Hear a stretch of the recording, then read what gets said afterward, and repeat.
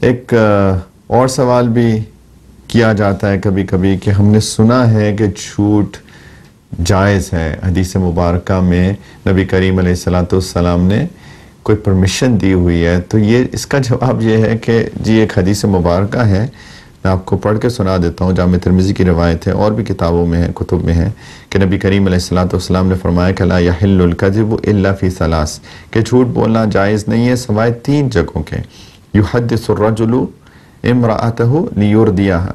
کہ ایک آدمی اپنی بیوی کو خوش کرنے کے لیے جھوٹ بولے۔ مثال کے طور پہ اس نے کھانا بنایا اور کھانا اچھا نہیں بنا، تو پوچھے بیوی کہ جی کھانا کیسا ہے، تو کہ جی بہت اچھا ہے، تاکہ اس کا دل خوش ہو جائے، اس نے اتنی محنت کی کھانا بنانے میں، تو اس کو خوش کرنے کے لیے جھوٹ بول دے۔ ایسے جھوٹ نہیں بولنا کہ انسان اپنی کوئی غلط چیز چھپانے کے لیے، اپنا کوئی جرم چھپانے کے لیے جھوٹ بول رہا ہے، اس کو خوش کرنے کے لیے، اس کا دل راضی کرنے کے لیے۔ وَالْكَذِبُ فِي الْحَرْبِ، دوسرے فرمایا کہ جھوٹ جنگوں میں جائز ہوتا ہے۔ مثال کے طور پہ آرمیز ہیں، انہوں نے ایک موو کی ہے کہ انہوں نے مثال کے طور پہ کچھ ٹروپس نے آگے بڑھنا ہے نارتھ سے، شمال سے،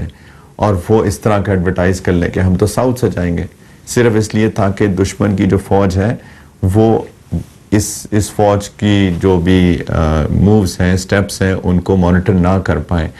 تو یہ جنگوں میں ایسا کر سکتے ہیں۔ اور تیسرا وَالْكَذِبُ لِيُصْلِحَ بَيْنَ النَّاسِ، لوگوں کے درمیان صلح کرانے کے لیے جھوٹ بولنا۔ سبحان اللہ! آپ سوچئے کہ جھوٹ کبیرہ گناہ ہے، بلکہ اکبر الکبائر ہے، جیسے ہم نے شروع میں بات کی تھی کہ نفاق ہے، ہپوکریسی ہے، ایمان کی ضد ہے۔ لیکن اگر 2 لوگوں کے درمیان صلح کرانی ہو تو نبی کریم علیہ السلام فرمانے یہاں جھوٹ بول دو۔ بلکہ ایک حدیث مبارکہ میں آتا ہے یہ بات اسی کی تفصیل کے اندر کہ صلح کرانے کے لیے ایک بندے سے بات منسوب کر دو جو کہ اس نے اصل میں نہیں کی۔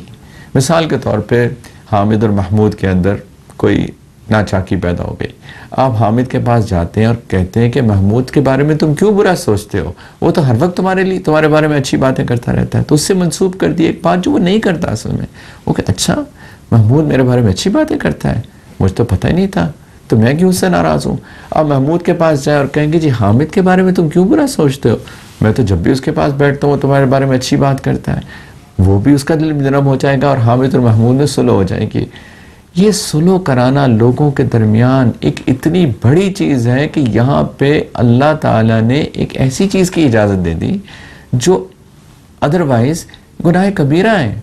تو اس سے یہ بھی پتہ چلا کہ اللہ تعالیٰ کے نزدیک لوگوں کے درمیان صلح کرانا کتنی بڑی چیز ہے، اور فساد مچانا اتنی بری چیز ہے۔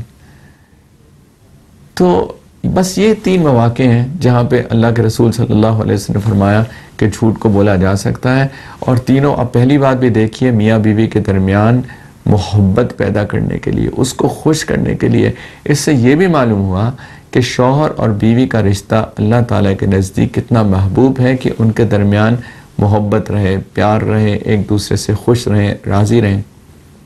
اور جنگ تو جنگ ہوتی ہے، اور دوسری بات کہ لوگوں کے درمیان صلح کرانا اللہ کے نزدیک کتنی بڑی بات ہے۔ اس کے علاوہ جھوٹ اکبر الکبائر میں سے ہے، بہت بڑا گناہ ہے، انسان کی اپنی ہلاکت کا سبب بنتا ہے اور لوگوں کے لیے نقصان کا سبب بنتا ہے۔ تو ہمیں چاہیے کہ ہم اپنی زبان کو سچا بنائیں، اچھا بول بولا کریں، محبت کا بول بولا کریں، سچی بات کیا کریں۔ اب دیکھیے گا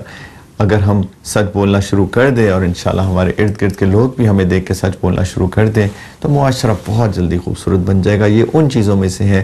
جن کے اوپر ہمیں بہت کام کرنے کی ضرورت ہے۔